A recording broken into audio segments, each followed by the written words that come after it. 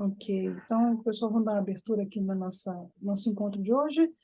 Na última reunião que a gente teve, em janeiro, né, foi discutido uma série de ideias para a gente dinamizar esses encontros e também torná-los mais produtivos, em termos de gerar alguma coisa de produção acadêmica em função disso, que possa ser publicada, que vá para algum lugar, que possa servir de material para a gente apresentar trabalhos e tudo mais, né? Então, eu criei aqui, vou compartilhar a tela com vocês, nossa estrutura.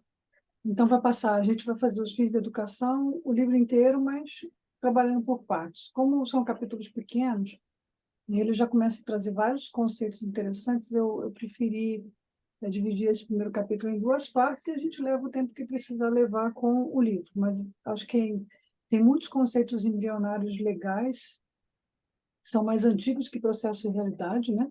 Então, a ideia dos nossos encontros do fim da educação será essa: apresentar o conteúdo, colocar ênfase nas ideias-chave. Vocês estão vendo o slide, estão, né? Ou não? Não? Repete? Ainda não. Não? Então, peraí. Ele não foi, eu compartilhei a tela, ele não foi. Pronto, está vendo o slide agora, né? Agora tá. Tá, desculpa, foi erro meu aqui. Bom, então vamos lá. Então, a ideia da gente é pegar esse conteúdo dos fins da educação, entender quais são as ideias-chave que ele está trazendo ali, fazer um cruzamento, como é que essas ideias aparecem em outras obras do Whitehead, como é que essas mesmas ideias estão depois mencionadas em Processo de Realidade, que aí a Ana faz o aporte aí com mais autoridade, e aí a gente cria, a partir de cada encontro, um texto conjunto, um hipertexto que pode ter vários parágrafos de várias pessoas diferentes, ideias centrais ali sendo mediadas, e eu coloquei aqui no chat, vou colocar de novo, o Tiago entrou depois, o hiperlink de onde está o texto que a gente pode ir construindo enquanto a apresentação está rolando, ou depois. Mas o importante é que a gente saia desse encontro daqui a 90 minutos com ideias escritas ali, que possam ser desdobradas em artigo, sei lá, comunicação acadêmica, o que for, tá bom? Então, a partir daqui, vamos começar a pensar que obra é essa, né? Os fins da educação. Eu gosto... Vocês sabem que eu sou exegeta, né? O exegeta é um cientista do texto. É o cara que desdobra texto de maneira dissecada, ou seja, a pessoa que quer entender esse texto dentro do seu contexto, esse texto dentro do seu surgimento. Então, vamos pensar em que momento o Whitehead está escrevendo os fins da educação. Primeiro que ele não está escrevendo, ele está praticamente reescrevendo. Tá? Ele já tinha dado 30 anos de carreira como professor de matemática em Cambridge, já estava aposentado de Cambridge, e ele fez um interstício em Londres, antes de se tornar filósofo em Harvard, né? Nesse interstício, ele está muito interessado em dialogar com a educação, fazer críticas aos sistemas educacionais que existem na época. Ele está fazendo muitos links poderosos com instituições científicas, inclusive institutos ou sociedades de pesquisa na física. Vou pedir só um momento para vocês, começou a tempestade, que eu tenho que fechar uma janela.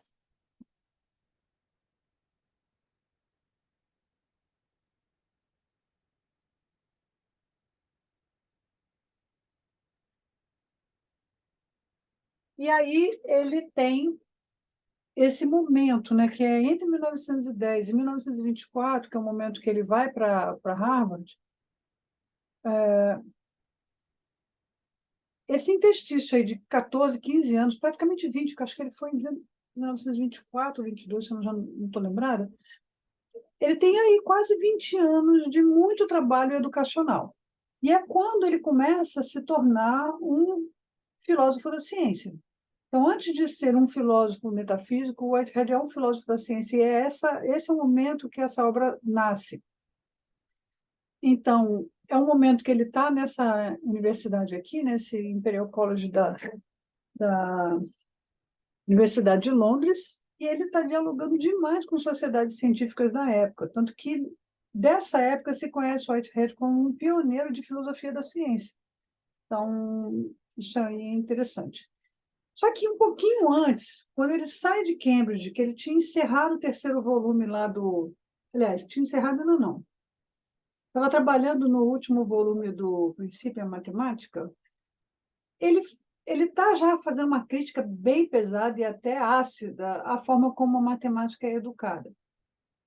E mais, se ele está questionando ele como matemático, está questionando e realmente reprovando a forma como a matemática está sendo ensinada, toda essa crítica dele se dirige à forma como a lógica é ensinada, e é daí que vai dirigir para o pensamento filosófico.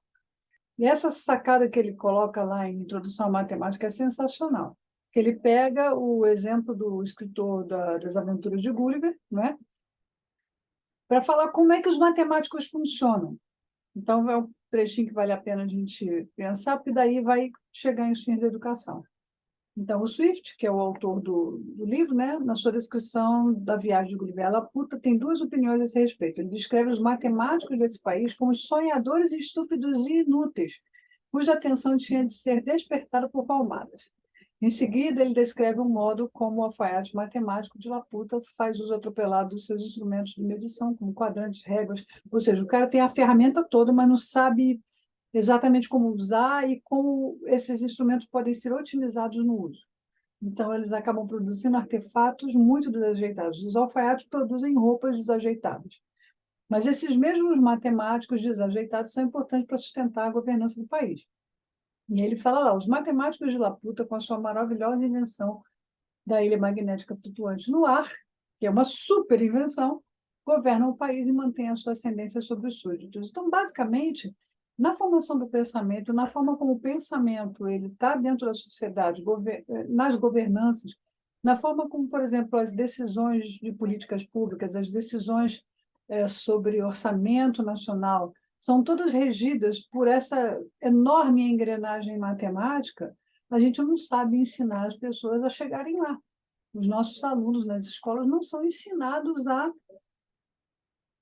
entender qual é a razão de tudo isso que se ensina na matemática. Então, veja só, os Filhos da Educação, produzido em 1929, que é esse ano tão frutífero que ele produziu A Função da Razão, ele produziu o Simbolismo, tinha sido 2 anos antes, ele produziu o Processo de Realidade, ele está assim, de 1927 até 1929, que é quando ele publica o Processo de Realidade, ele está num tempo de muita fertilização dessas ideias.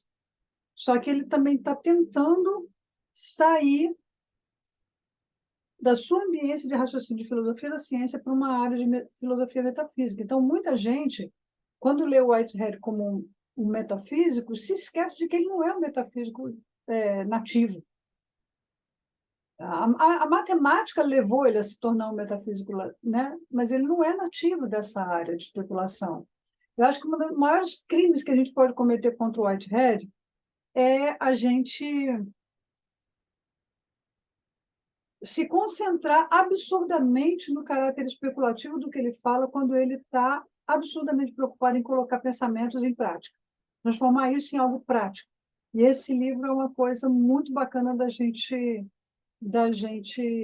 entender o que está na base dele quando ele vai escrever Processo de Realidade, por exemplo. Porque o que eu tenho visto de algumas aproximações do Whitehead muito... Ah, não vou dizer que são impróprias, mas elas são atravessadas sem compreender quem é esse cara que está escrevendo. E lá no pessoal do Centro de Estudos Processuais, a gente estava numa discussão esses dias, e uma das coisas que o pessoal, o próprio John Cobb mencionou isso, eles falam assim, a gente não pode esquecer nunca que o Whitehead ele era matemático, ele raciocina como matemático. Então, acho que isso é legal da gente pensar. Então, pensa que ele sai de Cambridge em 1910, ele vai para Harvard em 1920 e poucos, ele fica em Londres nesse interstício, e é nesse interstício que a obra vai surgir.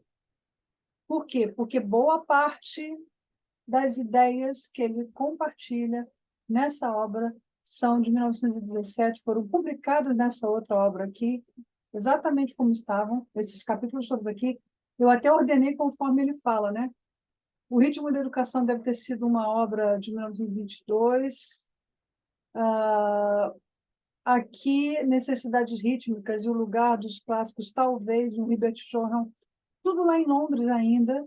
E eu acho que a única que ele faz, que é já produzida nos Estados Unidos, é esse capítulo das universidades e das suas funções. Então, vejam, não é o Whitehead, filósofo de Harvard, quem escreve Os Fins da Educação.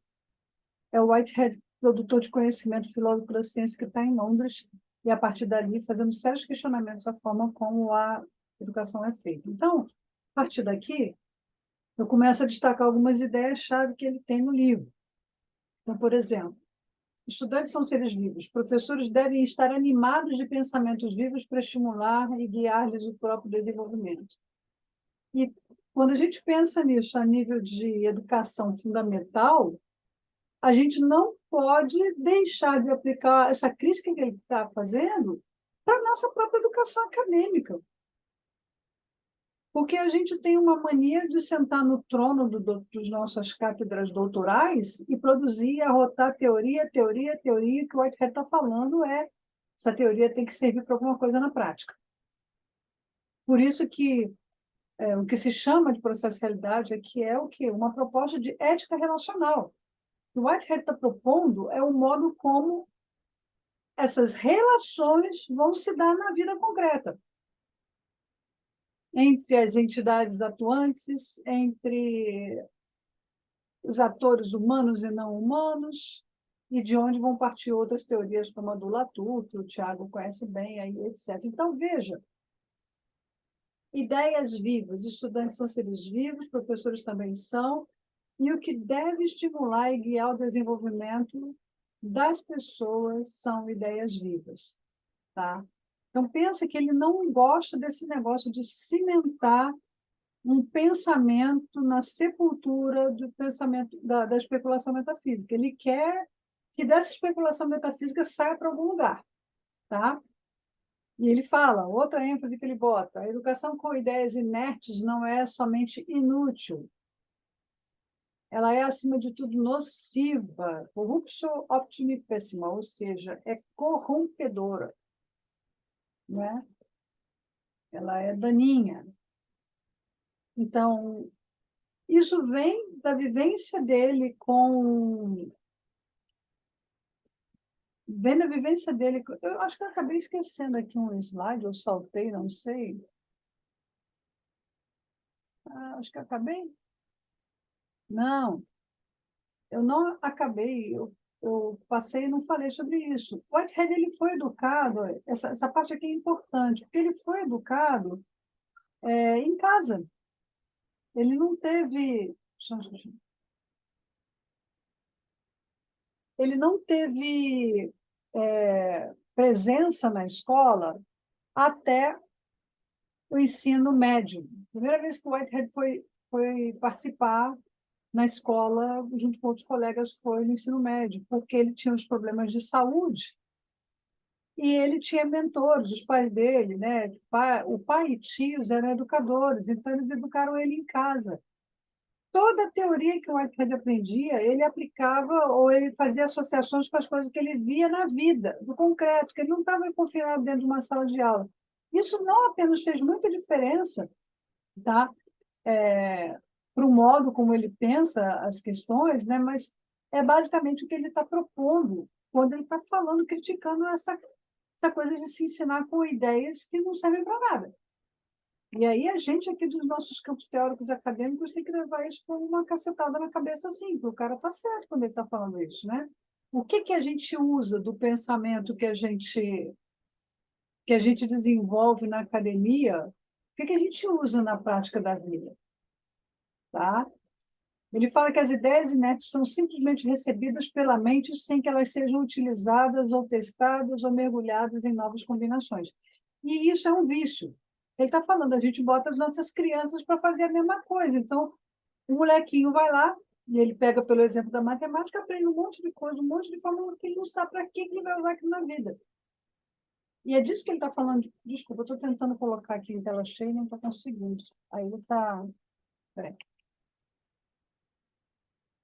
É.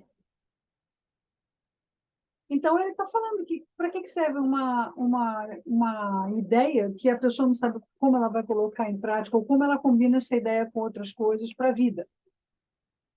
E aí ele fala, por causa de ideias inertes, ou seja, ideias, conceitos que são estáticos ali, que nunca são colocados em prática para muitas outras coisas, são meras análises do, sei lá, do ocorrido, do cenário, etc., várias escolas do pensamento, que numa época ressumem uma fermentação de gênio, numa outra época vai existir, exibir somente pedantismo e rotina. E ele, quando fala isso, ele está falando muito de Cambridge, porque Cambridge foi a escola do Newton, do Isaac Newton.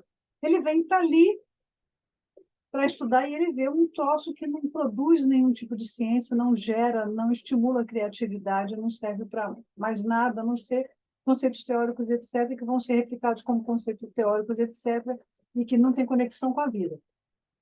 E é quando ele fala que a preocupação da educação deve ser principalmente uma pessoa que possui cultura, formar uma pessoa que possui cultura. Então, ele fala, a educação tem que se preocupar em formar pessoas cultas, porque uma pessoa que possui cultura, possui conhecimentos especializados também, que dão um ponto de partida, mas cultura vai levar a pessoa às profundidades da filosofia e às alturas da arte. É aí que entra esse diálogo muito profícuo que o Whitehead tem com arte, com criatividade, porque ele acredita que arte e criatividade são elementos do processo, inerentes ao processo, mas imprescindíveis, talvez, dos mais importantes dentro da realidade.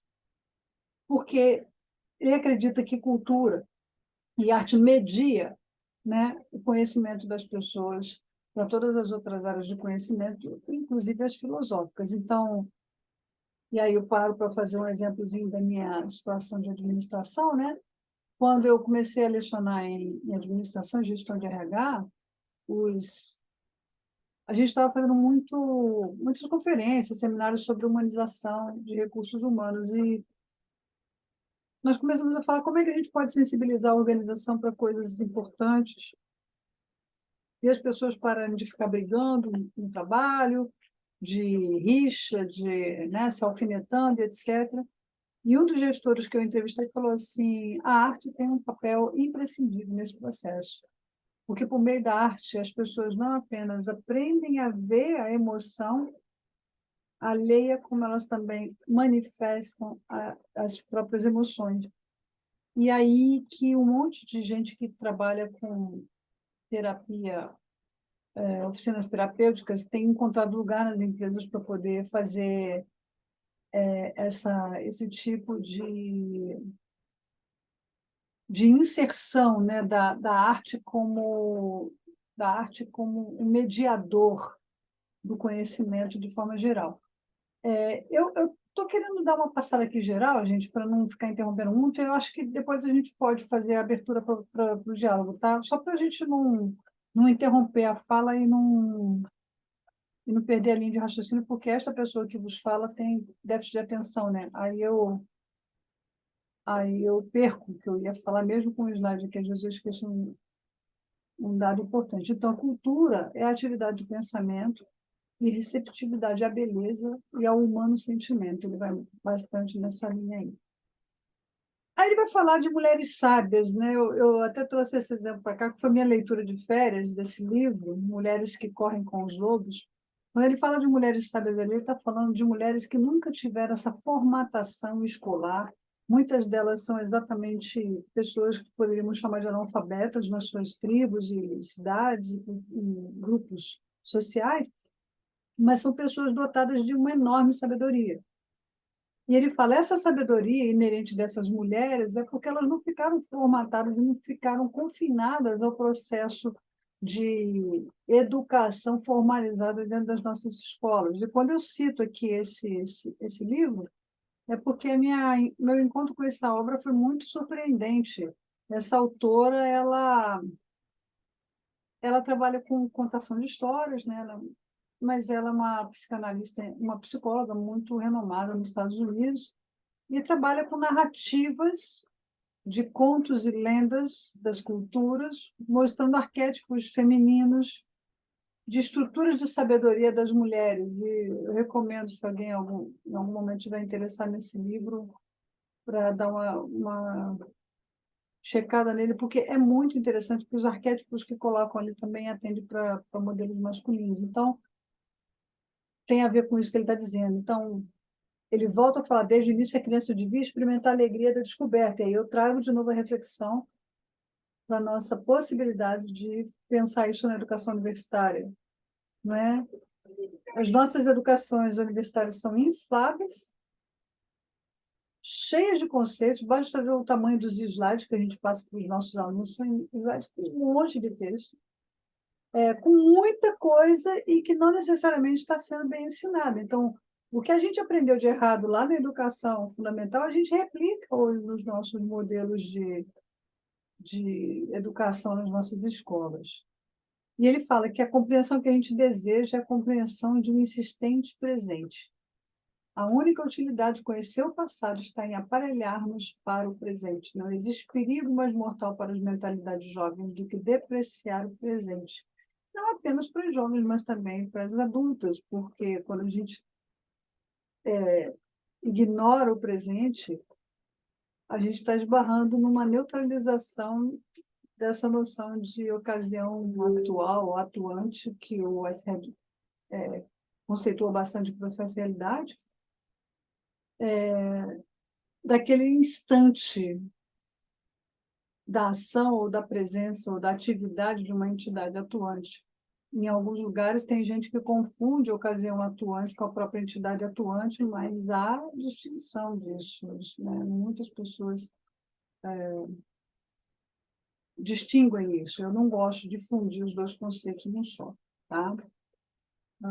Mais adiante aqui, o lado científico e lógico da educação,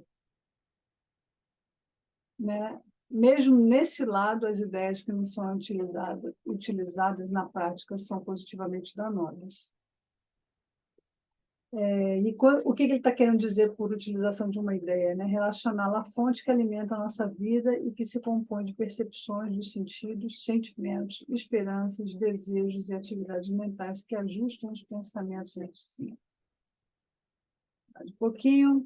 No treinamento científico, a primeira coisa a fazer com uma ideia é prová-la, isso é, provar o seu valor. Aí aqui é muito importante a gente lembrar de toda a explicação que o Whitehead fala sobre proposição, não esquecendo que ele é um matemático. O que o Whitehead tem na cabeça, quando ele fala de proposição, é a proposição dentro da lógica matemática. Proposição dentro da lógica matemática é uma afirmação. Ela não precisa necessariamente ser verdadeira ou falsa.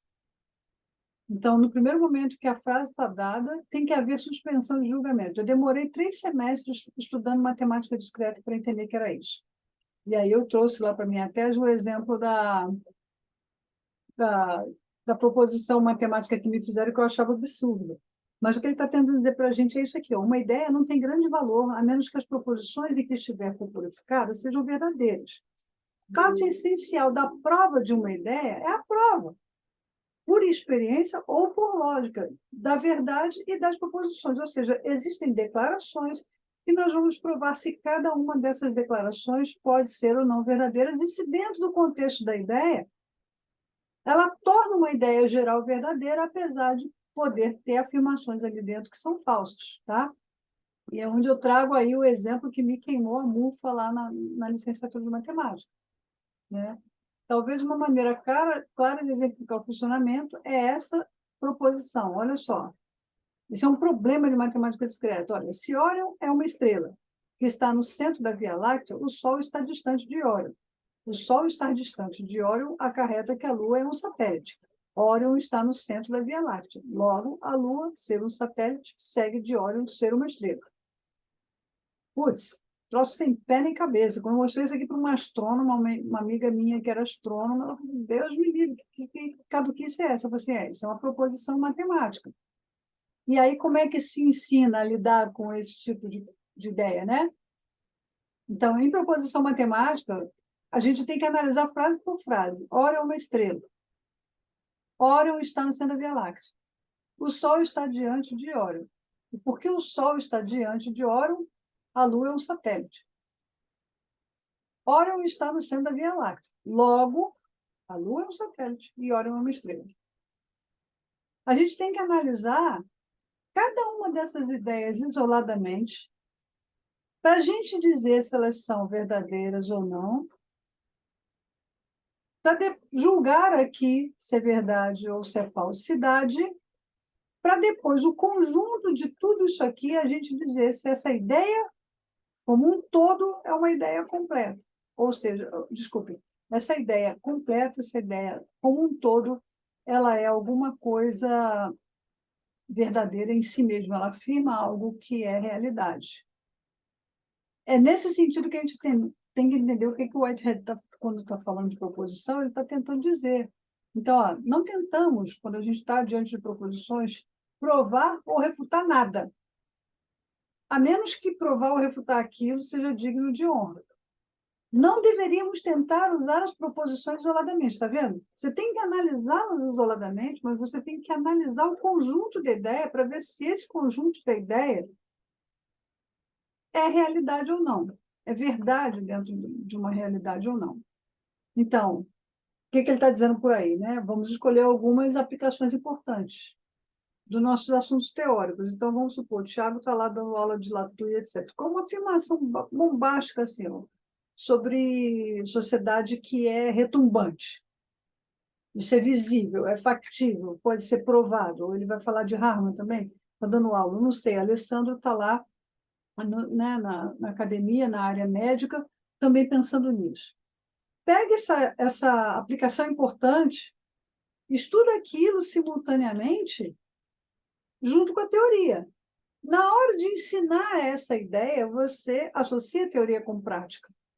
Acho que os estudos de caso em medicina são bem legais, né, de fazer isso. Porque o cara leu lá os livros de anatomia, sei lá o que ele... Um monte. Eu lembro que quando eu trabalhei em hospital universitário, né, um dos papéis que eu tinha lá, eu era secretária da clínica de anestesiologia, era catalogar os casos para estudos depois. Então, tinha que fazer todo um recorte de uma situação. O paciente teve parada cardíaca na mesa, como é que a gente vai analisar isso aqui? Quais são as causas? E ia começar a analisar todos os outros casos de paradas cardíacas na mesa, dentro daquele mesmo tipo de cirurgia, dentro daquele mesmo tipo de procedimento, né? O mesmo quadro, mesma medicação e etc., para fazer comparações. E aí trazia aquele grande estudo de caso, porque, de repente, aquela parada cardíaca daquele cara foi completamente excepcional, não tinha precedente. É assim que se faz, é basicamente isso que ele está falando, que a gente pegue os nossos conceitos teóricos, isso aqui não vale somente para a educação fundamental ou básica, vale para a nossa vivência de academia, como é que a gente transforma, não é, o que a gente está vendo de teoria em algo fácil de assimilar, numa coisa que na prática se verifica, tá? A teoria não deve ficar obscurecida pela prática. A criança não deve ter dúvidas quando está fazendo uma prova, quando se serve dessa. E aí ele vai fazer uma crítica pesada aos exames vestibulares, de classificação, né? Então, o que for provado tem que ser utilizado. O que é utilizado deve, tanto quanto for prático, ser provado. E aí isso vale para tudo que o Whitehead está pensando, ou seja, como que a gente pega ideias de processo de realidade e traz para a vida? Como a gente pega essas ideias e traz para as relações de sociedade? Como a gente pega essas ideias e transforma elas em aplicações práticas de ética relacional? No meu caso, no mundo da gestão, né? Tem até trabalhos falando da empresa como um processo. O Alessandro também na área de medicina, para controle de epidemias, por exemplo, né? Que é uma área que ele estuda. Então, vamos pensar um bocado nisso, que o que ele está propondo para a gente é a transformação de conhecimentos em prática para que essas ideias não fiquem inertes e não sejam inúteis. O que ele está falando, né? A educação é a aquisição da arte de utilizar conhecimento, uma arte muito difícil de se transmitir. A arte e a ciência da educação requerem talentos e estudos próprios. Esse talento e ciência são mais do que simples conhecimento de algum ramo da ciência ou da literatura. Ele daqui a pouco vai falar, né, das características que essa educação abarca. Então, ideias teóricas deveriam sempre encontrar aplicações importantes, senão elas ficam no campo platônico, lá do mundo das ideias, elas não se concretizam.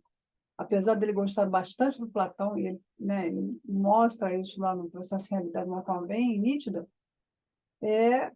como é que a gente transforma esse conhecimento num conhecimento vivo? Como é que a gente conserva esse conhecimento, né? Como é que a gente evita que esse conhecimento se torne inerte, e se for inerte, ele vai se tornar obsoleto. Já estou acabando, tá, pessoal? Então, existem muitos fatores que influenciam no processo educacional. Ele vai falar desses cinco: talento do professor, o tipo intelectual do aluno, perspectiva na vida que esse aluno tem, oportunidade que o sistema educacional oferece para ele e outros fatores correlatos a isso. Mas, de toda forma, e aqui eu já acabei. De toda forma, a preocupação principal tem que ser como que nós transformamos ideias em práticas, tá? E agora, gente, a gente pode ter aí 30 minutos aí da gente discutir, conversar, pontuar. O que eu tinha de ideias gerais para trazer é isso. Eu acho que são os conceitos mais importantes que ele destaca lá no primeiro capítulo, na primeira metade do capítulo, né? Ana, você tinha levantado a mão. Fala você primeiro aí. Eu levantei a mão porque esse link que você colocou aqui no chat para escrever anotações, ele não funciona, ele está bloqueado para modificações. Tá, então, Então, não peraí, dá deixa para eu gente liberar ele escrever. aqui, porque tá no... Ele está na É, pasta, peraí. Deixa eu só colocar ele aqui. mandei uma solicitação também. Solicitação. Tá, gerar o link. Deixa eu... É, porque ele estava como leitor, editor. Colocar a pessoa com o link. Pode editar. Vou botar aqui o link de novo, que aí não sei se ele fez alguma alteração ou não, mas de toda forma está aqui. Ok. Então, palavra com vocês agora. Eu não estou acostumada a ler esse tipo de texto, não é? É muito fácil, não tem muita substância aí, gente. Mas esse artigo que eu mandei para vocês, né, que foi publicado há pouco tempo atrás, ele foi publicado na área de educação, na verdade. Era uma revista especializada em educação e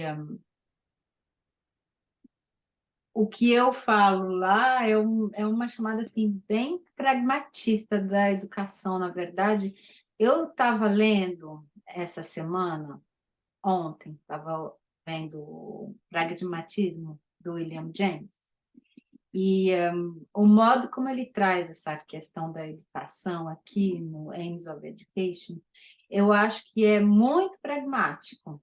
Então, até queria mostrar, é o que eu queria escrever lá no texto, eu queria Já está escrever liberado. Já está liberado. um trechinho que eu vou ler para vocês agora, mas, então, é William James, Pragmatism, ele diz, but if you follow the pragmatic method, you cannot look on any such word as closing your quest.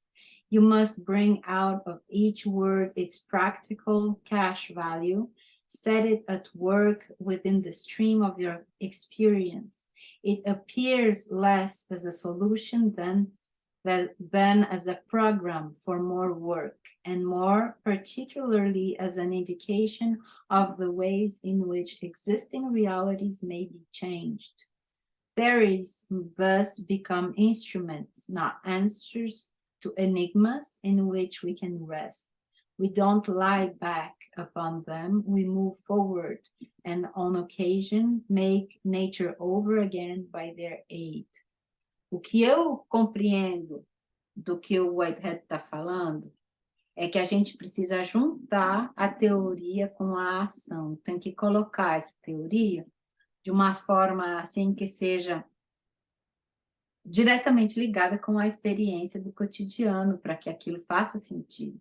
E o que o James está falando aqui do pragmatismo é que as teorias são instrumentos, ou seja, a teoria não serve simplesmente para a gente entender como é feito o mundo, mas, além disso, ela diz a teoria ela serve para a gente mudar o mundo. E eu gosto muito quando ele fala assim, You cannot look on any such word as closing your quest. De forma que nenhum conhecimento é a finalidade de si mesmo. O conhecimento, ele é um instrumento para a gente mudar o mundo, para a gente mudar esse conhecimento em si mesmo. E é essa questão puramente pragmática que eu associo com a ideia de Whitehead, de colocar o conhecimento em movimento junto com a experiência. E mais uma outra assim, referência em relação à educação, no Brasil, o movimento antroposófico ele é muito forte. E a linha de pensamento do movimento antroposófico na educação, que são as escolas Waldorf, é o aprendizado através da imaginação. Ou seja, é mais ou menos isso que o Whitehead está falando ali no livro, né? Aims of Education, que a gente não pode simplesmente dar um conteúdo extremamente abstrato para uma criança, a gente dá um conhecimento que é vivo, que ele vai vivenciar antes de tudo. E é isso que faz a escola Waldorf. Sim. E aí, um parêntese. Eu acho que tem uma parte no processo de realidade, eu acho que é no meio, que ele faz um elogio a William James. Ele diz assim, William James é um dos melhores filósofos do século XX. Quando ele disse isso no processo de realidade, eu fui procurar a relação dele com o pragmatismo, que é muito estreita, muito próxima, assim. Eu acho que não é uma coincidência. Não é coincidência, é proposital. É bem interessante a proximidade dos dois.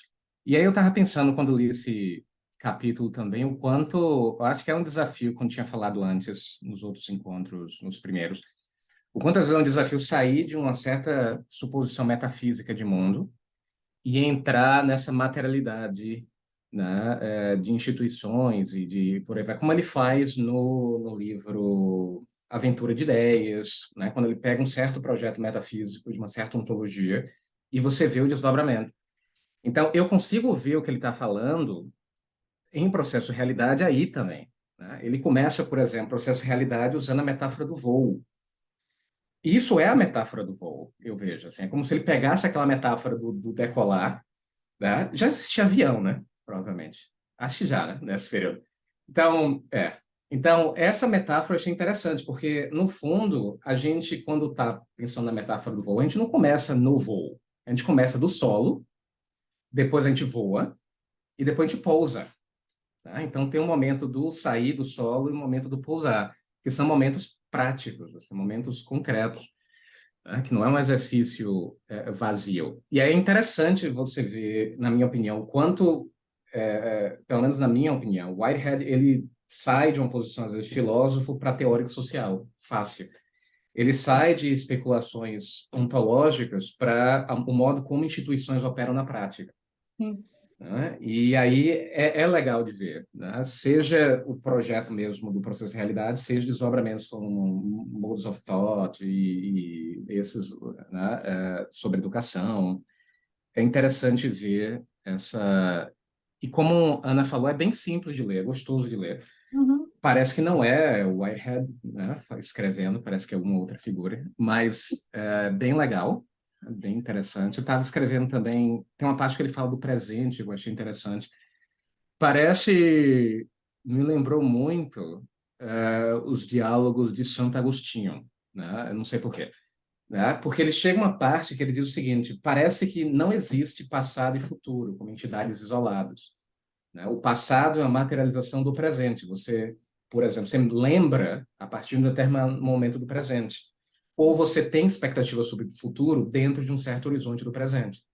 Então, às vezes, o presente é talvez o único tempo que tem, né? Porque toda outra forma de recorte temporal se materializa no presente. Então, eu estou triste agora, tá? Então eu lembro da minha infância, mas não é minha infância, simplesmente, é a minha infância no presente. Quando me imagino daqui a 20 anos, a mesma coisa, é agora, é a partir de certo conjunto de relações que eu estabeleço agora. Então, achei bem legal. Deixa eu ver se tem mais alguma coisa aqui. Ah, sim, tem uma parte de que ele me lembrou muito Latour, porque Latour, recentemente, tudo bem, ele morreu, mas antes dele morrer, ele fez um debate legal sobre o Covid, né? E aí ele chegou debatendo, acho, eu não lembro agora onde foi, que ele falou o seguinte: o povo que não aceita o Covid, não aceita os dados e a existência do Covid, eles são burros, é por isso? E aí Latour vai dizer, não, porque não basta apenas mostrar para as pessoas os fatos, a porcentagem. É preciso convencer, por exemplo, de que a instituição ciência vale a pena, é Hum, importante, é relevante. E aí lembrou muito Whitehead nesse sentido, porque não é só a busca por fatos, hum, né? As pessoas precisam também ser afetadas, digamos assim, né? E aí ele fala, tem uma parte que ele fala do estilo, né? Do estilo, que é bem importante, né? No final, que eu vejo como a dimensão estética na ciência. A ciência também tem uma dimensão meio estética. Você não está apenas buscando fatos, você também está atraindo, afetando. Então, tem uma parte de processo de realidade que eu até falei antes, na outra reunião, que ele diz o seguinte: é preciso, eu prefiro uma ideia interessante do que uma ideia verdadeira. Sei lá para o meio. Né? Que ele diz assim: parece que a ideia ela tem que ter um grau de relevância para além do simples compromisso factual. Enfim, é um texto bem interessante e tranquilo de ler, né? Que é bem didático. Você estava falando, a Ana estava falando do William James, eu me lembrei da pesquisa do Gorgias, né? Porque o Gorgias ele fez diálogo entre o Whitehead e o Husserl, mas ele também colocou os nexos com o William James. Eu estou colocando lá no hipertexto algumas citações da tese dele. Aí vocês podem colocar essas contribuições, escrevam lá, porque eu acho que é legal da gente ir compilando isso, né, de alguma forma e fazer uma resenha, né? E, de fato, acho que eu entendo por que que os caras lá do CPS sempre recomendam que a gente comece pelos fins da educação, estudar Whitehead pelos fins da educação. Porque ali a gente consegue entender o embrião de muitas ideias que depois ele vai complexificar, e que depois ele facilita de novo, né? Porque em processo de realidade ele se atropela. Eu digo mesmo que ele se atrapalhou ali, né? Ele foi tentar explicar o que ele estava pensando de uma maneira enorme, e aí ele ficou tão denso que nem o pessoal da terra dele entendeu, e ele virou um proscrito na Inglaterra, né? Porque o pessoal não entendeu. Nos Estados Unidos, o pessoal pegou bem as ideias dele, e principalmente pela educação. O Whitehead, quando ele chega nos Estados Unidos, ele chega por causa do pessoal da educação. Ele fez escola nos Estados Unidos, tem escolas inteiras que adotam o pensamento processual nos seus processos pedagógicos. Então, você vê que essa mola mestre dos fins da educação não é banal, né? É uma transição de sistemas de pensamento dele próprio, e parece que assim ele consegue ser didático, né? Nesse momento muito específico, como ele era um professor de matemática muito didático, e essa facilidade de comunicação ele só vai voltar a fazer mais lá para frente em Modes of Thought, no Adventure em alguns momentos, mas o Adventure eu ainda acho muito complexo. Eu acho, na minha percepção, o Adventure é um segundo processo de realidade numa tentativa de suavizar um pouco, mas eu não sei se ele foi tão bem sucedido assim, que eu acho também muito complexo.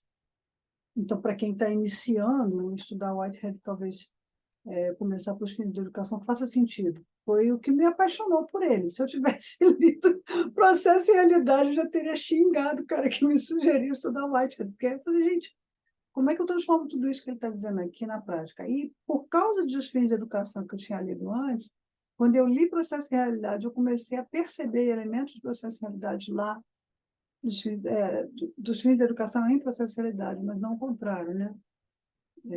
O Lilian, Fala. eu não consigo acesso ao documento, ainda está fechado aqui.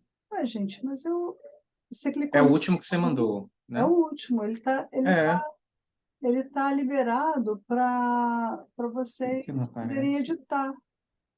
Eu apertei aqui, segundo. Por que não está indo? Arquivo, compartilhar com outras pessoas. Vou fazer de novo aqui. Não, ele travou o negócio. Copiar Hum, link concluído. Vou colocar aqui de novo. Vamos ver se dá certo. Acho que agora ele. Tá vendo? hum. Mudou um Vamos ver pouquinho se o vai. link, pode ser que agora vá. Agora eu fui direto no documento, dentro com o documento aberto. Ah, sim, agora foi. Foi, né? Pronto. Legal. E aí, Alessandro?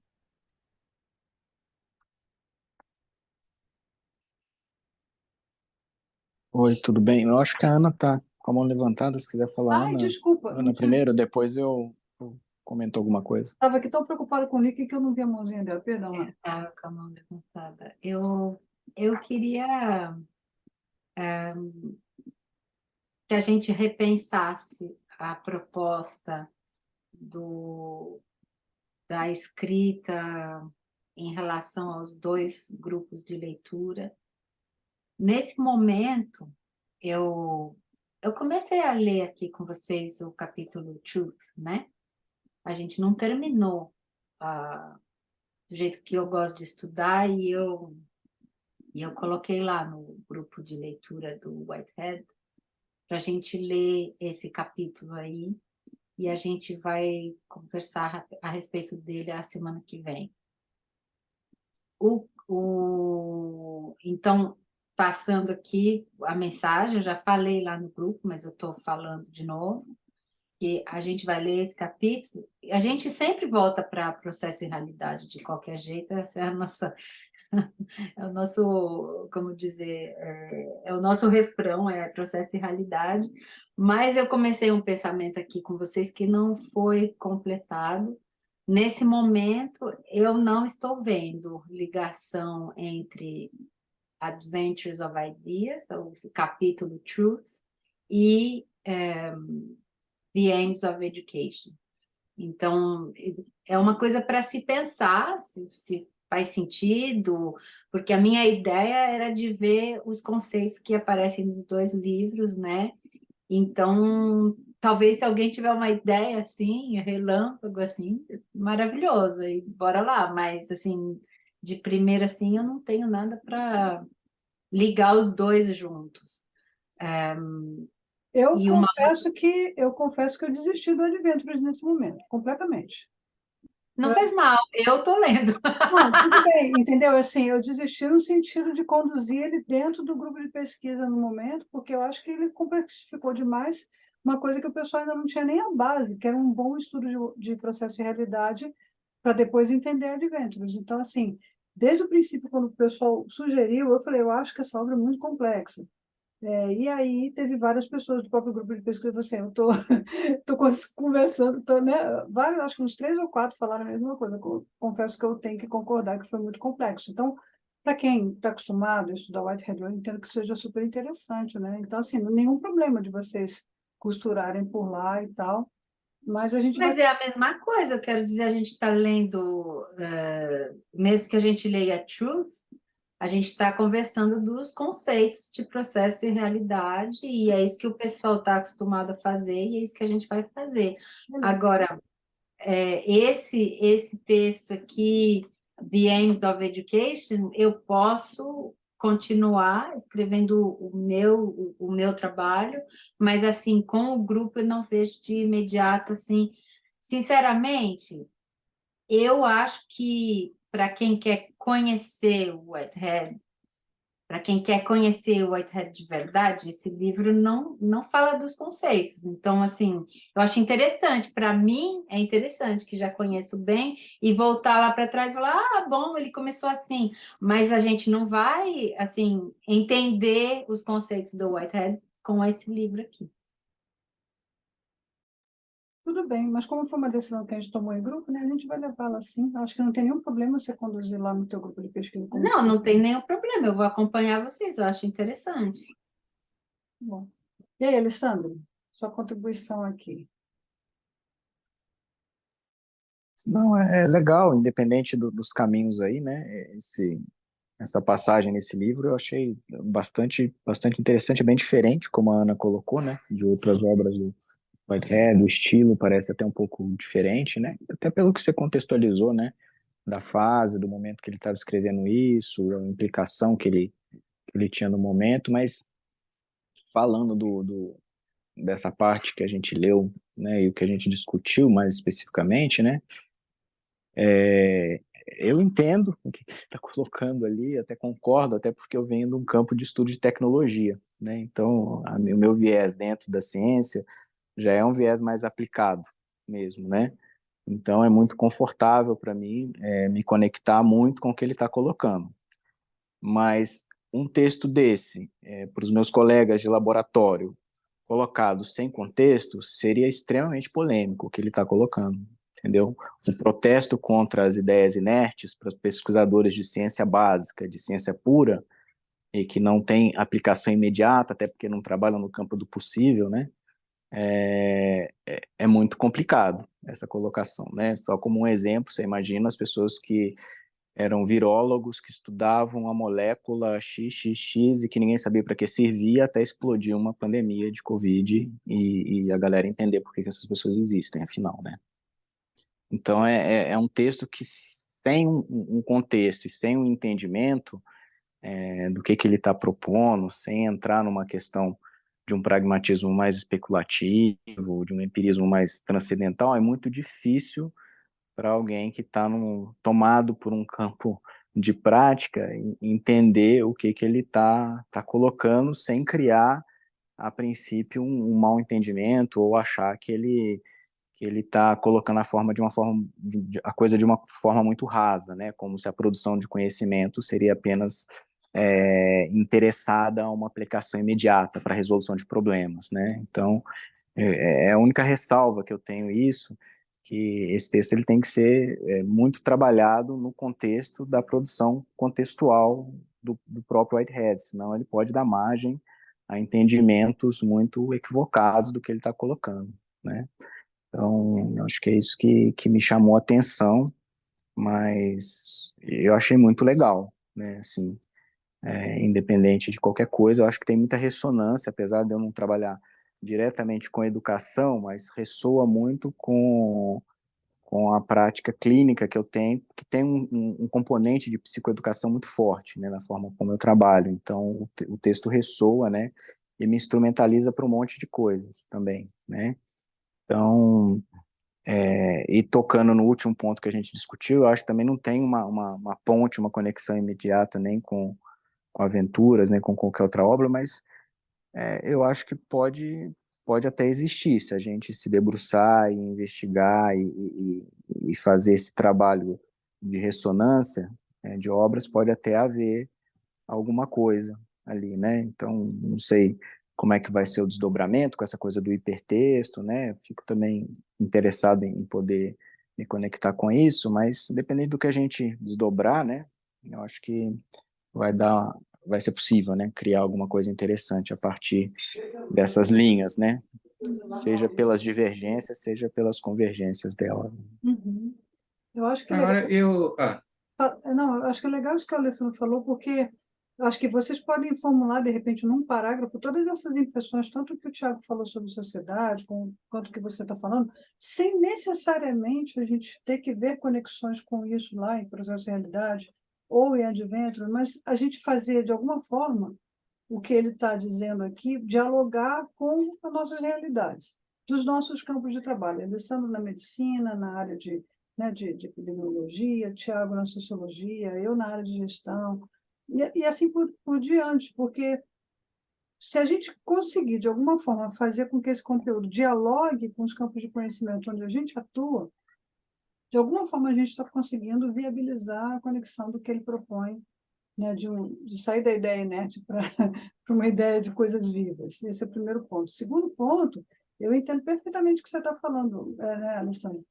Só que também tem um detalhe, né? A gente não pode esquecer, por isso que eu gosto de contextualizar, é a mania do exegeta, né? Que esse cara, quando ele escreveu essas coisas, ele não estava nem um pouco pensando que um dia ele ia ser professor de filosofia. Ele está quase que 20 anos antes dele começar a atuar como filósofo. Né? Então, ele não está, primeiro, ele não está raciocinando como um filósofo, segundo, que ele não está com este propósito, terceiro, que ele está no momento, como filósofo da ciência, questionando os formatos de educação na área científica, não é? E que é por onde ele vai com esse troço todo. Então, a gente está vendo um filósofo embrionário mesmo aí, sabe? As primeiras ideiazinhas que ele tem, e depois vão se transformando numa filosofia mais robusta. elas estão sendo colocadas aí nesse processo, mais como filosofia da educação do que como qualquer outro. Então, é legal a gente pegar, né, saber quem era né, o embrião, para a gente não. Né, e ver o bebezinho para a gente não jogar fora a água com o bebê e tudo, né? Porque senão a gente fala, isso aí é um Whitehead muito antigo, não serve para a gente. Mas eu gostei muito, na minha experiência de 11 anos pesquisando esse cara, de entendê-lo no seu desdobramento de pensamento. Foi muito útil para mim ter estudado Whitehead cronologicamente. Você não tem noção de como isso fez sentido, né? Fala aí, Thiago. Te interrompi, perdão. Não, tranquilo. É isso. Eu acho que a noção dele, quando a gente vai até em processo de realidade de verdade, é uma noção estética de verdade, né? Ou relacional, ou seja lá o que for. Eu vejo uma continuidade clara em todos os textos, né? Até nesse também. Quando a gente fala de uma crítica à bifurcação da natureza, eu acho que está lá nas metas da educação. Então, a gente não está falando nem de um sujeito que conhece de maneira neutra a realidade, nem uma realidade pura, simplesmente aguardando ser apreendida, mas algo além disso. A ideia da prática, eu estou lá envolvido na coisa, então não só estou lidando com fatos, eu também estou lidando com coisas que me afetam, são relevantes. Em Modes of Thought, por exemplo, ele vai falar a mesma coisa, né? Coisas que afetam e deixam de afetar, né? Então, o Latour pega muito isso de Whitehead também. Então, eu vejo muito disso, mas é um texto básico, né? Um texto, com certeza, bem básico.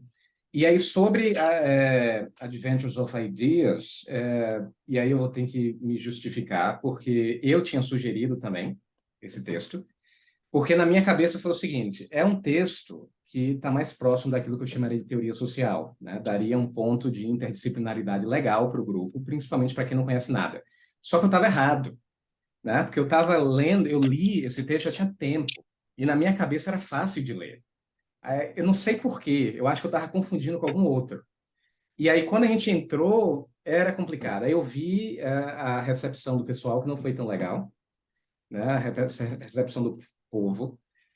E, enfim, eu me arrependi, né, de ter sugerido. Porque na minha cabeça vamos introduzir esse pessoal no pensamento processual através dele. Mas, enfim, deixa para lá. Outra Faz coisa... parte. Não, né, e eu lembro da nossa conversa, preparando o que é que seria no futuro, e eu lembro ter defendido isso, de Tiago, ficar... só para que você se sinta melhor, esse foi o primeiro texto do Whitehead que o meu orientador me deu para ler. Oi? Foi. Nossa. Uau.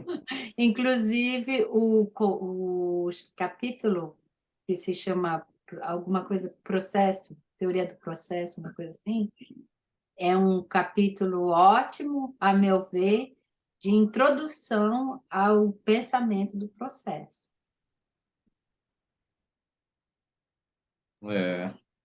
Pois é.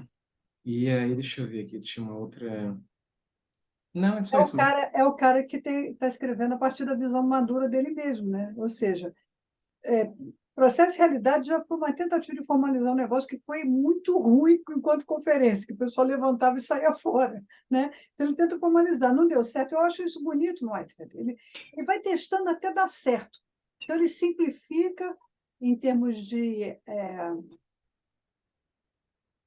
não simplifica a profundidade dos conceitos, mas ele simplifica a forma de falar sobre isso em Adventures e em Modes mais ainda. Por isso que Modes é tão delicioso de ler. Parte dessa experiência trágica, né, traumática de não ter se feito entender em processo de realidade. E aí ele vai tentando tornar a coisa mais palatável. Eu acho isso muito legal. Porque ele é um cara didático, né? Ele está preocupado com isso o tempo todo. Ah, sim, sobre o que Alessandro estava falando. Alessandro tinha falado alguma coisa sobre certas descobertas que tinham sido feitas, mas só afloraram por conta da pandemia, né? Então, a ideia a ideia de noções inertes de Whitehead seriam problemáticas por causa disso, porque existiriam já ideias sendo desenvolvidas, aparentemente seriam inertes, mas seriam úteis numa perspectiva futura. Mas é isso, nesse caso, Alessandro, veja isso, faz sentido. Ainda que no futuro, no caso da pandemia, essas ideias que estavam embrionárias e funcionando, ainda que elas não tenham sido usadas para o Covid especificamente, elas estavam sendo usadas para alguma coisa, certo? Elas não estavam soltas, né, sendo especuladas em um laboratório ou num escritório. Então, ainda que elas não tenham sido aplicadas no Covid propriamente, ainda que não tenham ganhado popularidade por causa do Covid, elas não eram inertes, no sentido de Whitehead, na minha opinião. Talvez. Elas estavam sendo aplicadas e reformuladas e engajadas em outros contextos. Talvez menores, talvez não tão famosos, mas eu não sei se seriam inertes, entendeu? Não sei se seria o que ele está chamando de ideia inerte. É porque eu acho que o que ele Eu, de ideia inerte tem a ver com uma ideia que é inútil, que é o que ele vai entrar depois ali, né? Para que uma criança de 10 anos aprende a fazer equação de segundo grau? Não que a equação de segundo grau não vai ser útil, mas para que naquele momento ela está nessa coisa do presente? então, mas tem gente que já escreveu livros sobre o inútil de cada um, né? Também, qual o sentido do inútil? Tem grandes obras, né? Nesse sentido. Qual o sentido da morte, né? A morte tá ou não tá a favor da vida, né? Então tem toda uma discussão aí que vai para um outro campo, né, também, né? Metafísico, ontológico, e muitas dessas ideias, por exemplo, tem pesquisas básicas de simulação computacional, matemática, que não tem aplicação de saúde nenhuma ali, né? Essas pessoas, então, deveriam, né, estar fora aguardando a sua vez, mas acreditam por um processo ainda talvez especulativo, né, que faz sentido produzir um conhecimento de uma ordem que não tem uma aplicação imediata no campo do possível, né? Mas o Eu, pesquisador vislumbra talvez um mundo que ainda pode ser ainda um mundo de ideias ainda, sabe?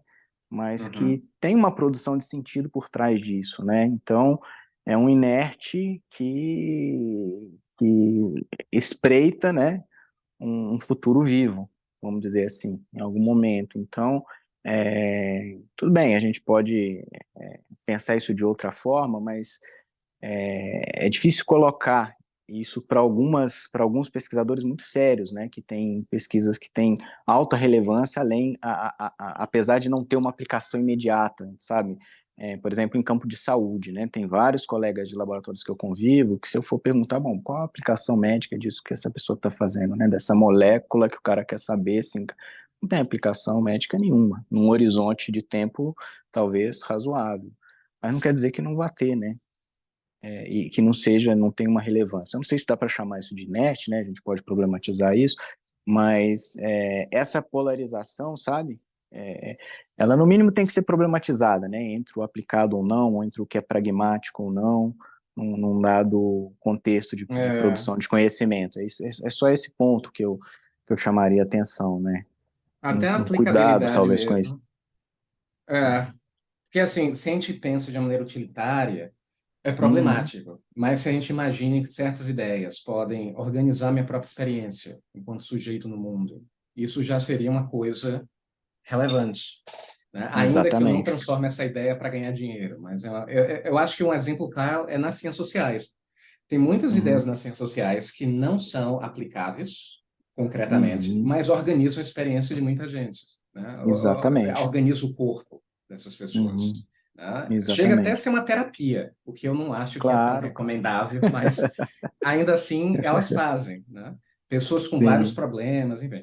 Eu acho que a ideia inerte que quando eu li Whitehead falando, veio na cabeça uma reunião que eu tive no Exos, que é um grupo de pesquisa da UFBA, e a gente estava falando sobre Giro de Luz, a gente estava falando sobre a ontologia delusiana, e aí teve uma menina que estava falando alguma coisa sobre que Deus não é transcendente, que Deus é imanente, Deus está no mundo.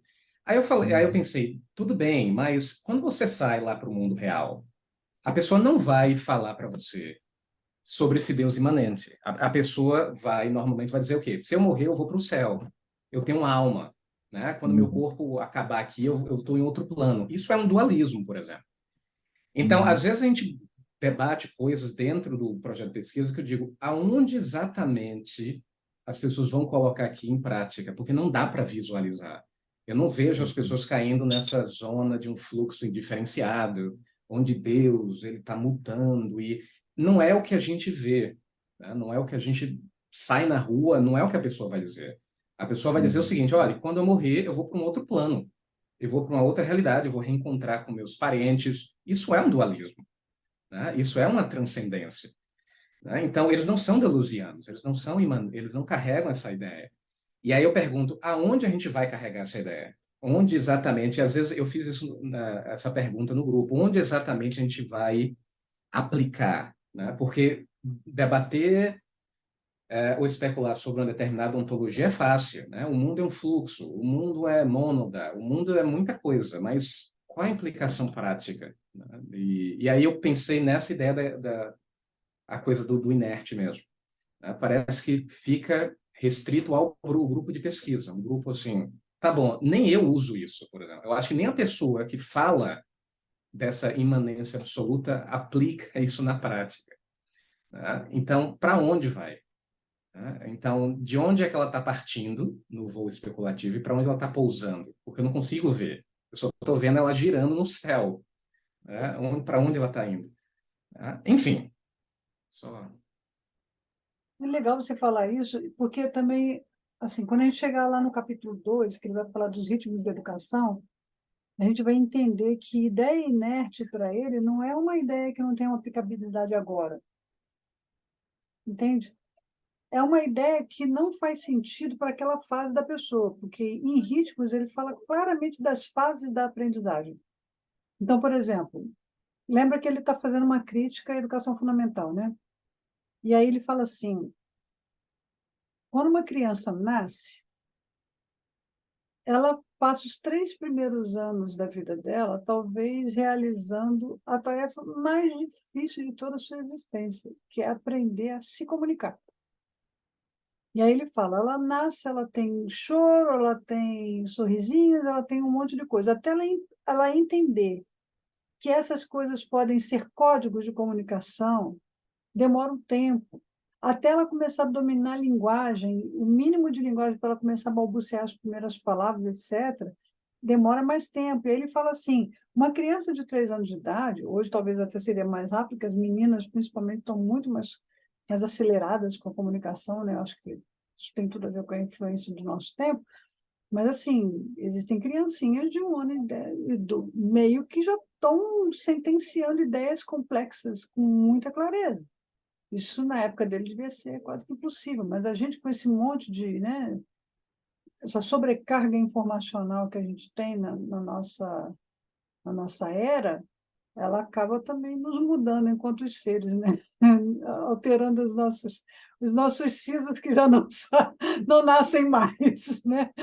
Ou seja, se os homens das cavernas tinham um monte de dentes que a gente não tem mais, né? Isso é processos que vão modificando a gente. Então, eu acredito que passa muito por aí.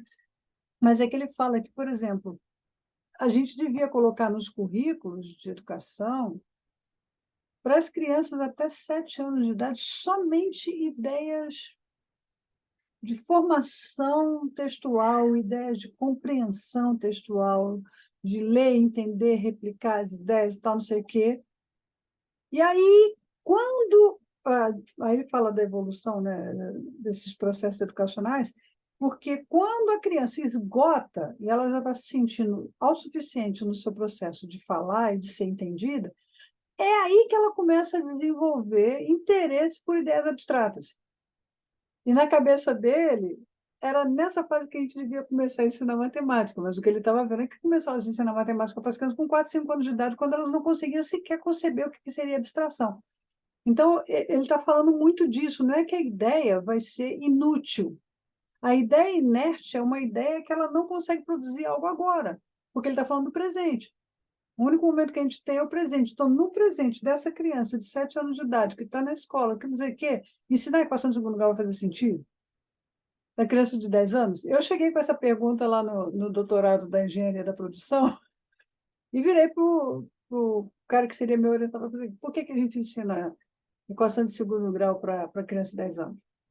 E ele, não sei o que foi. Ele tentou me ridicularizar quando eu fiz a pergunta. Eu falei assim: eu tenho 57 anos de idade, eu tenho agora, naquela época não tinha, né? Até hoje eu não sei por que eu aprendi equação de segundo grau quando eu ainda estava no ensino fundamental. Aí ele, para me ridicularizar mais, juntou com outro militar e falou assim, é porque ela nunca deu um tiro de canhão para calcular a trajetória da bala e tal. Eu falei assim, legal, que exemplo brilhante. Qual é a criança de 10 anos que vai aprender a fazer um cálculo de um tiro de canhão para saber onde é que a bala vai cair? Cacete, não tem uma outra ideia mais prática. Então, o que ele está falando é isso. Né? O que você vai ensinar para a criança? Ensina pouca coisa, mas ensina bem. De forma que aquilo que ela está vendo ali, ela consiga, pelo menos, saber que daqui para frente ela vai usar em alguma coisa. Eu estou fazendo, acho que eu já falei para vocês, né? Eu estou contratada por uma empresa americana, uma aceleradora de startups. Eu estou lá como mentora de negócios. E aí, eu estou participando de um monte de eventos para startup, e o último deles foi semana passada, que eu estava lá no Bossa Summit, lá no Transamérica. O Bossa Summit é um evento para 7 mil empreendedores, com investidores, com um monte de coisa, né? E vendo as coisas lá. No meio da palestra de um cara lá, um molequinho de 13 anos fez uma pergunta sobre investimentos, sobre Parará, e o palestrante geral, que estava falando para 7 mil, começa a dialogar com o garotinho. Quem é seu pai, garoto? Aí o pai estava lá no meio. Parabéns pela educação para esse garoto. Esse menino aqui é uma anomalia, ele é um mutante.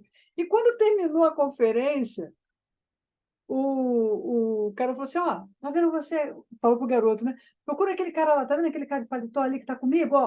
Chega perto dele lá que eu quero te conhecer. Aí você vai pensar, pô, moleque de 13 anos de idade falando de investimento, de cotas, de, sei lá, de aceleração de startup, de ideia que ele está colocando.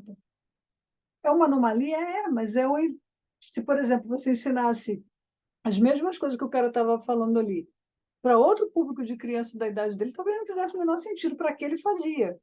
Então, é nesse sentido que o Whitehead está falando sobre essa coisa da ideia inerte. A ideia inerte é uma ideia que não vai ter conexão com a prática para aquela pessoa na hora. Então, se você tem que ensinar uma ideia que, em tese, seria inerte, ensine-a de uma forma que ela não pareça inerte. E ele, quando ele está falando isso, ele não está obsoletizando, né, o conhecimento, inclusive o conhecimento teórico que um dia vai servir para alguma coisa. Eu entendo que ele está falando das formas como nós, por isso que ele fala de talento do educador ali, né? Os educadores têm que ser talentosos para poder saber transformar esse conhecimento, que aparentemente não tem conexão nenhuma, com uma coisa que a pessoa vai fazer associação. Então, não sei se era errado ensinar equação de segundo grau para uma criança de 10, 12 anos de idade. Eu acho que o errado foi não fazer ela entender para que aquilo ia servir. Acho que nesse sentido é que ele vai caminhando, sabe? Então, aí eu vejo também muito, por exemplo, nessas startups que eu tenho acelerado, eu tenho visto muito o tipo de invento que se é criado na área de health tech. Muito interessante. As inovações na área de tecnologia para a saúde são absurdamente criativas, assim, cada coisa. Eu fico, gente, mas onde é que saiu a ideia desse cara para fazer um negócio desse? Né? E facilmente eles conseguem investidores, tanto que hoje os investidores eles colocam mais dinheiro em quê? Em tecnologia para finanças e tecnologia para saúde. São os dois áreas que levam praticamente 70% dos investimentos. E não é à toa, mas são os caras que estão conseguindo materializar conceitos, talvez teóricos, em coisas, em soluções muito práticas e úteis para a vida. E eu acho que, nesse sentido, a gente avança um pouco nessa compreensão do que é uma ideia inerte, do que é conhecimento vivo. Né? Então, esse conhecimento vivo é o conhecimento que a gente vai conseguir aplicar na prática. É isso, eu estava pensando aqui, que talvez o que ele está falando, eu não sei se faz sentido, mas o que ele está falando não é tanto sobre o conteúdo em si, mas a recepção da ideia. Então, eu posso ter uma ideia inerte que talvez seja no futuro interessante, mas ela não vai ser bem recebida enquanto ela é transmitida dentro de um arranjo educacional, né? Porque ela não vai afetar, ela não vai atrair, ela não vai fazer sentido, ainda que ela talvez, por exemplo, ainda que ela seja verdadeira. Talvez, pelo menos lendo o texto, eu diria que não necessariamente o critério da ideia inerte é um critério epistêmico. Não necessariamente é falsa, pode ser verdadeira, mas é chata, por exemplo. Né? Não pega, não cola, não atrai. Então, parece que, pelo menos a impressão que o critério da ideia de inerte é um critério estético. Ainda que ela seja verdadeira, ainda que ela tenha vários critérios onde ela se encaixe, ela não vai afetar. E se ela não afeta, ainda que ela seja verdadeira, qual propósito eu tenho? Né? Eu vou aguardar até o futuro para ver se rola alguma coisa? Enquanto estiver em sala de aula, como é que eu vou fazer isso. Eu vou dizer para o meu aluno, olha, tá chato a aula, mas espere que daqui a 10 anos você vai rir da aula. Assim, não vai funcionar, né? A aula é agora, eu tenho agora para falar com a criatura, né? Então, às vezes eu penso nisso, talvez o critério seja estético, antes de mais nada, né? Ainda que outras ideias inertes ou proposições inertes sejam verdadeiras, sejam, né? Enfim.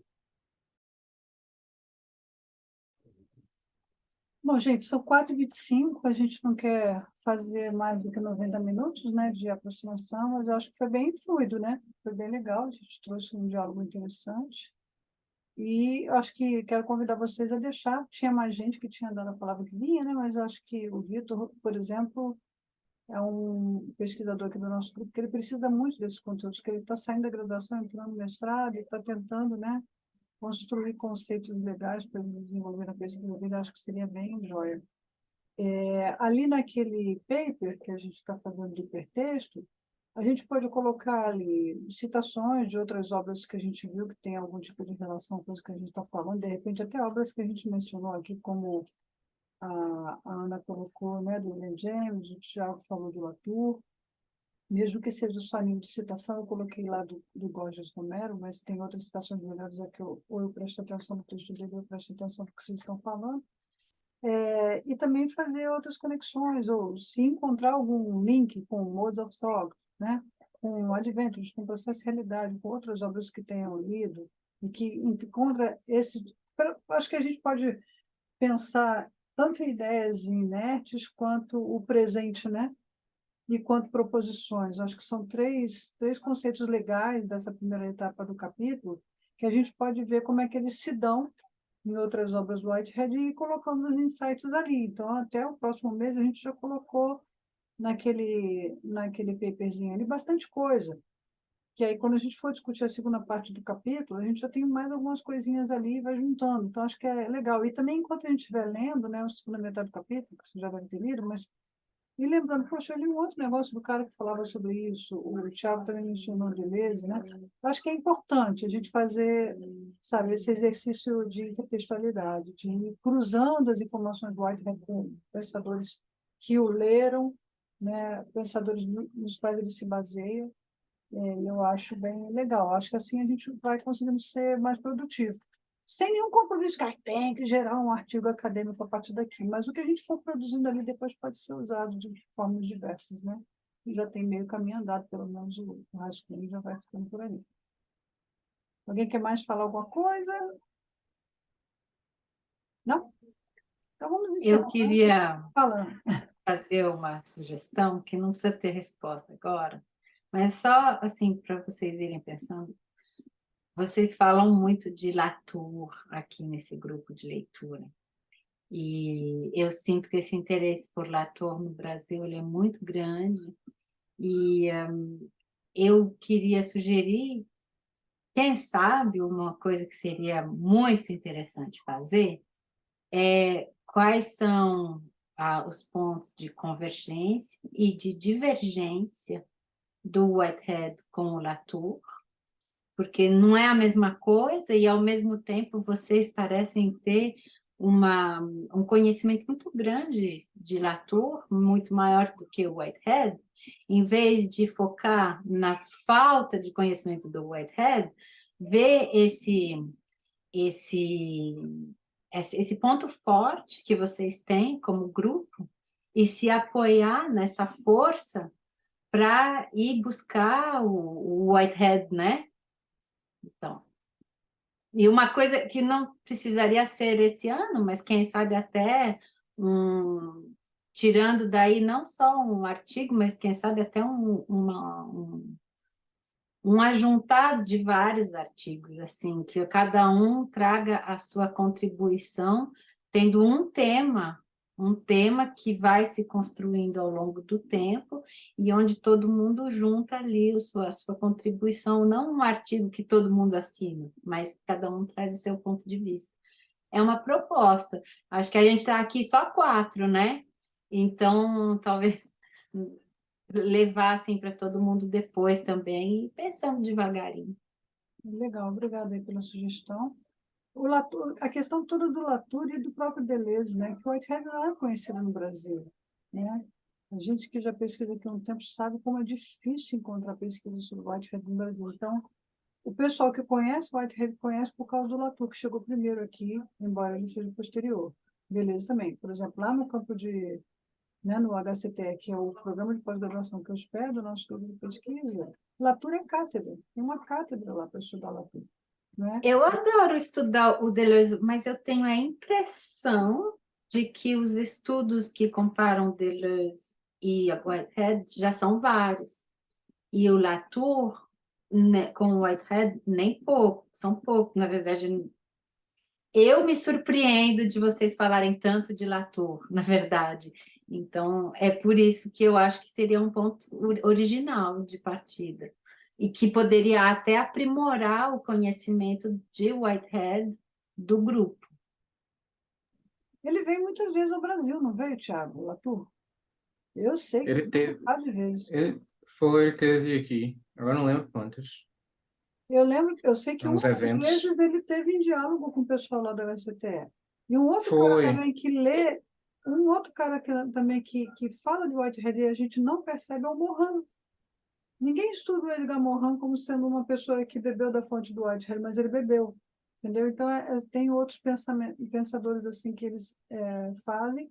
A teoria da complexidade lá do Morin, o modo como ele explora isso a nível ético, tem muito a ver com o pensamento do Whitehead, né?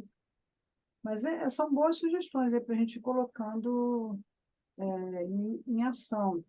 Chato que a gente não é remunerado para fazer isso, a gente depende de encaixar isso nas nossas agendas, nos nossos tempos livres, né? Porque se a gente pudesse colocar, incluir isso nas nossas áreas de pesquisa que nos remuneram, seria maravilhoso. Tá bom, gente? Então, até a próxima. Até abril. Tchau. Tchau. tchau, pô.